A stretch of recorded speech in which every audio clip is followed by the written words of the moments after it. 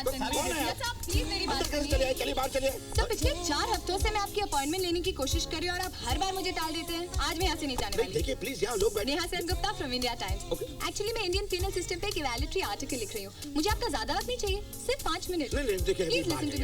मेरा पहला सवाल, पिछले 25 सालों से आप इस कुर्सी पर बैठ के फैसले सुना रहे हैं, लेकिन आपने एक दिन भी ये सोचा कि आपके सुनाए गए फैसलों से गुनहगारों में परिवर्तन आ रहा है या नहीं? क्योंकि सजा का मतलब तो ये है कि आदमी अपने गुनाहों को महसूस करे। देखो तुम अभी। हाँ मुझे पता है, सब यही कहते हैं, हमारे हाथ बंधे हुए, हम कुछ नहीं कर सकते। राइट। मैं बैठ के कानून की किताब तो नहीं लिखता। मेरे मन में जो सजा है किसी को तो नहीं दे सकता, चाहे मुझे अच्छा लगे या बुरा। देखो अभी आप जाइए। लेकिन नतीजा क्या सर? आज की तारीख में ऐसे लाखों केसेस हैं जिनकी सुनवाई नहीं हुई है। हजारों लोग जेल में पड़े बिना किसी मुकदमे के। कौन गौर करेगा इस सच्चाई पर? देखिए मैं रोज 8 घंटे काम करता हूँ। पिछले 25 सालों में सिर्फ 10 मरतबा छुट्टी ली है। एक जज कानून के दायरे में रहकर इससे ज्यादा और क्या कर सकता है? कुछ नहीं कर सकता। आप बहुत कुछ कर सकते हैं सर, लेकिन सवाल वही है कि आपको कुछ नया करना है। ये देखिए, अपनी रिसर्च के दौरान ये मेरे हाथ आया। अमेरिका में एक जज ने गुनहगार को जेल भेजने के बजाय 200 घंटे रास्ते साफ करने का काम दिया। सजा खत्म होते होते उसमें इतना बदलाव आ गया कि वो सारी दुनिया के लिए मिसाल बन गया। ये देखिए, प्रेसिडेंट बिल क्लिंटन ने खुद इस जज को सम्मानित किया है सर।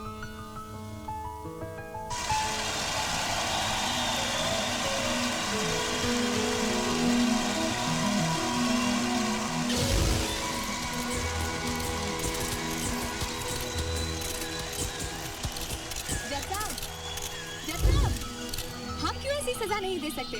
हमारे यहाँ ऐसा क्यों नहीं हो सकता?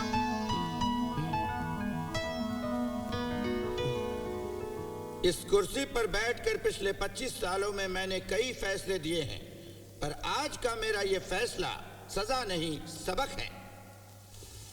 आज जो मैं सजा सुनाने जा रहा हूं वो इस देश के कानून का एक ऐसा पहलू है जिसे पिछले कई सालों में किसी भी जज ने इस्तेमाल ही नहीं किया। और मुझे पूरा विश्वास है कि मेरे इस अनोखे फैसले से हिंदुस्तान के जुडिशरी सिस्टम में एक परिवर्तन आएगा। राहुल खन्ना एक निहायत ही बदतमीज और बिगड़ा हुआ लड़का है जिसे जिंदगी की कोई समझ ही नहीं है, और मैं चाहता हूं कि वो आगे चलकर हिंदुस्तान का एक आदर्श नागरिक बने।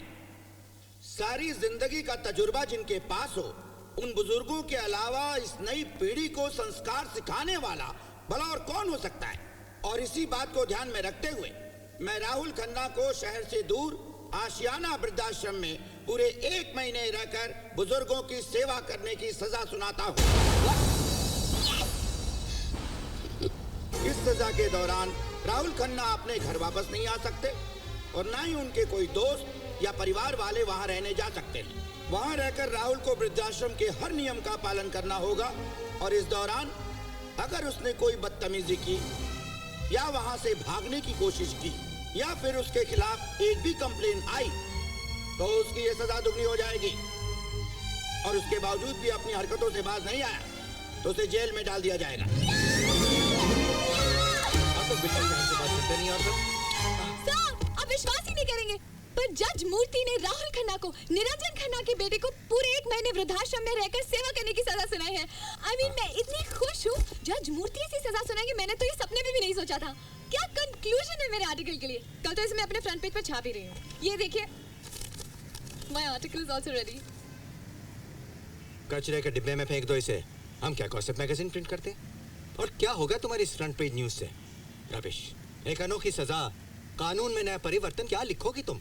न्यूज तब होगी जब वो लड़का या तो सुधर जाएगा या वैसा ही रहेगा। नेहा, कितनी बार मैं तुम्हें समझाऊं? इन सनसनी चीजों से सिर्फ पेपर बिकता है, उससे हासिल कुछ नहीं होता। क्यों इस पेपर की शुरुआत हुई थी? आज मैं इसे क्यों चला रहा हूँ?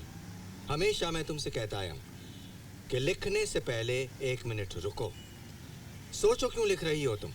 और अगर तुम सच्ची पत्रकार होती तो उस लड़के के साथ जाती, वहां रहने के बाद उसमें कोई बदलाव आया भी है या नहीं ये देखती, फिर मुझे अपना आर्टिकल देती, और तब मैं जरूर उसे फ्रंट पेज पर छापता। ठीक है, तो अगर मैं वहाँ जाकर एक पूरा महीना रहूंगी तो आप कोई भी बहाना बनाकर मुझे वापस नहीं बुलाएंगे। याद आ रही होगी ना? तब भी नहीं। ठीक है, नहीं बुलाऊंगा।